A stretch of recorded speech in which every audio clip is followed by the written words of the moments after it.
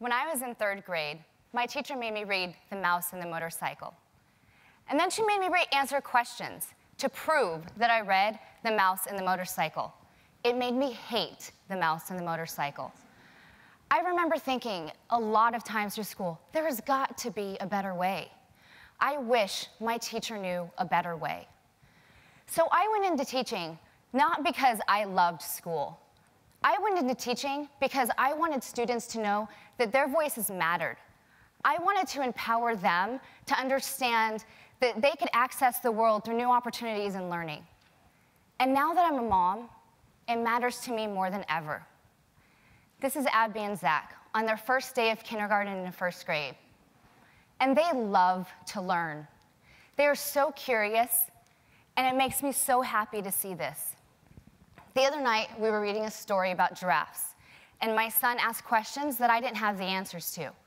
So he said, "Mom, Google it." So I grabbed my phone, we looked up some answers, we watched some videos, and we found answers to the questions. But it prompted more questions and more conversation, and that was the best part. So the thing is, this is how my kids like to learn. They don't know any different. They've grown up with Netflix and YouTube and access to information on demand. And this is how they're used to learning and accessing their world. The problem is that our school system is not set up to foster this type of learning. So I worry. I worry as a mom what's going to happen to their love of learning as they move through school.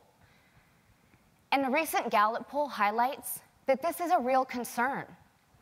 As students move through school, they're less likely to be interested in learning, less engaged, and have less opportunities to build on their own unique strengths and interests. So to understand what this looks like in our classrooms today, let's take a look into one. This is Mrs. Jacobs' classroom. She's calling on each of her students, one by one, to memorize and identify each of the 50 states and their geographic location. Now, if you look closely, you might notice the atlas. You might notice the worksheet. You might not notice the iPad that's turned over on her desk. So with resources and access, not much has changed in this classroom since when I was in school. I see this as a symptom of a system that has continued to add on new resources and expectations to a very old and outdated paradigm of school. I think we have the opportunity, but more than that, the obligation to change how students learn in school today. But to do this, it will require fundamentally rethinking how we support our teachers to design these experiences. But there's hope. There's a lot of teachers out there that are doing just that. So to see this opportunity, let's take a look into another classroom. This is Miss Kim's classroom. Take a minute, you won't find her very quickly. She's huddled with a group of students as they're practicing their pitch they're going to propose to a local water board, while another group of students is busy practicing their proposal for a business. Yet another group of students is building a website to launch their new business, and another group is building a prototype. These 4th graders are partnering with local organizations to understand challenges that exist and design solutions to impact their local community. Now, Ms. Kim did not get this unit from her mandated curriculum. She created it. But for teachers to create these opportunities for our kids, it will require leaders. Leaders who create a culture where they inspire risk-taking and opportunities for teachers to integrate new ideas in learning. And I've been working with some great leaders around this country who are doing just that. And they are changing how students learn, not one classroom at a time, but they're making a shift and creating a culture and innovation that allows this to be the norm and not the exception. But it requires 3 things, and the first is a shared vision. You see, both classrooms we visited today, they both had one-to-one technology, and they both had very hardworking teachers. But the experiences that were designed in those classrooms will produce very different type of learners. workers, and citizens.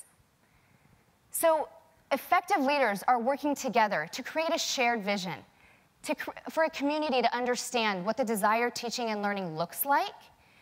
And teachers thrive when they have a clear vision, aligned expectations, but autonomy to get there in a way that meets their unique population. But to get to this vision, we have a lot to learn, which brings me to number 2, learning as a process and not an event.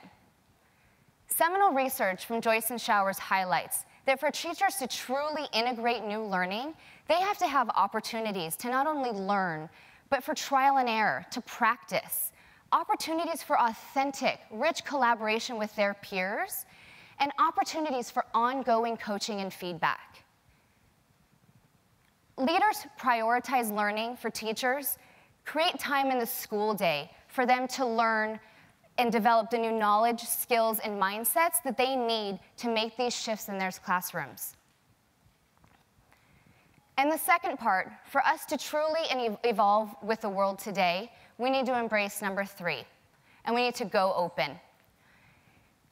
An innovative leader and friend of mine, George Couros, points out that isolation is now a choice that educators make.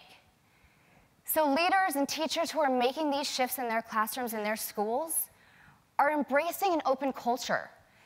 They're opening classrooms, allowing teachers to work together and share and learn from each other's insights and strengths and challenges. They're opening access to information and ideas. And they're creating and building and learning through networks to improve our schools. So for you systems thinkers, or aspiring systems thinkers, if we understand that every system is perfectly designed to create the results it gets, then think about these 2 questions. Are you creating systems for teachers to comply and implement your ideas and your programs? Or are you creating systems to bring people together to learn and create better opportunities for the kids in their classrooms? You see, I want Abby and Zach to grow up in an era of education where they are inspired, where they love learning more today than their first day of kindergarten and first grade when they graduate high school.